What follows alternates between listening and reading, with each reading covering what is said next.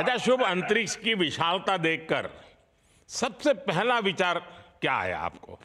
प्रधानमंत्री जी, सच में बोलूं तो जब पहली बार हम लोग ऑर्बिट में पहुंचे, अंतरिक्ष में पहुंचे, तो पहला जो व्यू था वो पृथ्वी का था।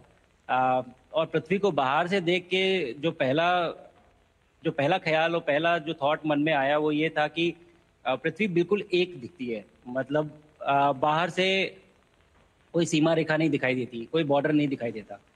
और दूसरी चीज जो बहुत नोटिसेबल थी, जब पहली बार भारत को देखा तो हम मैप पे पढ़ते हैं भारत को, हम देखते हैं बाकी देशों का आकार कितना बड़ा है, हमारा आकार कैसा है, वो मैप पे देखते हैं। लेकिन वो सही नहीं होता, क्योंकि वो एक हम 3D ऑब्जेक्ट को 2D यानी पेपर पे हम उतारते हैं। भारत सच में बहुत भव्य दिखता है, बहुत बड़ा दिखता है, जितना हम मैप पे देखते हैं उससे कहीं ज्यादा बड़ा। और जो वननेस की फीलिंग है, पृथ्वी की वननेस की फीलिंग है, जो हमारा भी मोटो है कि अनेकता में एकता, वो बिल्कुल उसका महत्व ऐसा समझ में आता है बाहर से देखने में कि लगता है कि कोई बॉर्डर एग्जिस्ट ही नहीं करता, कोई राज्य नहीं एग्जिस्ट करता, कंट्रीज नहीं एग्जिस्ट करती। फाइनली हम सब ह्यूमैनिटी का पार्ट है और अर्थ हमारा एक घर है और हम सब के सब उसके सिटीजन्स हैं। शुभांशु, स्पेस स्टेशन पर जाने वाले आप पहले भारतीय हैं।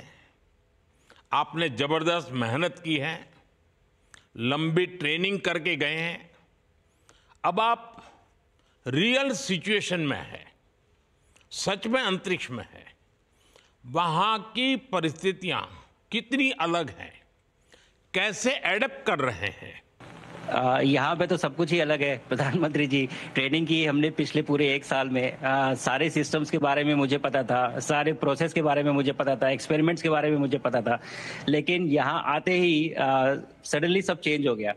बिकॉज हमारे शरीर को ग्रेविटी में रहने की इतनी आदत हो जाती है कि हर एक चीज उससे डिसाइड होती है। पर यहाँ आने के बाद चूंकि ग्रेविटी माइक्रो ग्रेविटी है, एब्सेंट है, तो छोटी छोटी चीजें भी बहुत मुश्किल हो जाती हैं।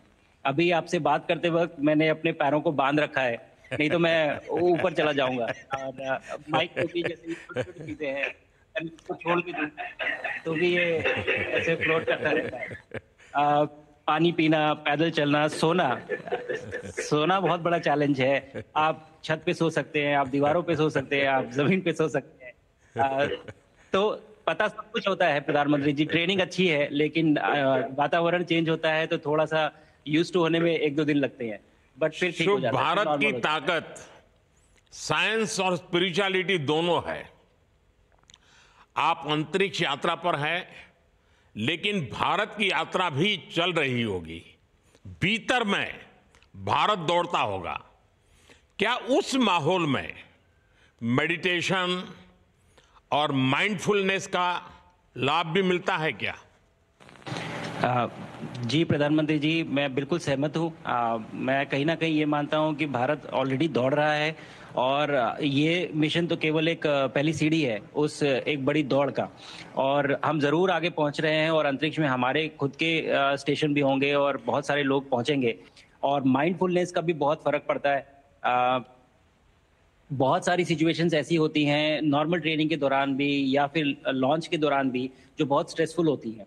और माइंडफुलनेस से आप अपने आप को उन सिचुएशंस में शांत रख पाते हैं और अपने आप को काम रखते हैं, अपने आप को शांत रखते हैं, तो आप अच्छे डिसीजन ले पाते हैं। कहते हैं कि दौड़ते हुए भोजन कोई भी नहीं कर सकता, तो जितना आप शांत रहेंगे उतना ही अच्छे से आप डिसीजन ले पाएंगे। तो आई थिंक माइंडफुलनेस का बहुत इंपॉर्टेंट रोल होता है इन चीज़ों में।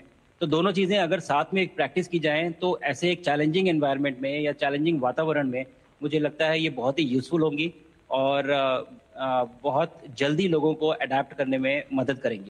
নানা ধরনের কন্টেন্ট দেখার জন্য লাইক করুন, শেয়ার করুন আমাদের ফেসবুক পেজ, সাবস্ক্রাইব করুন আমাদের ইউটিউব চ্যানেল। পাশাপাশি অন্যান্য ব্রেকিং নিউজের জন্য অবশ্যই চোখ রাখুন রিপাবলিক বাংলায়।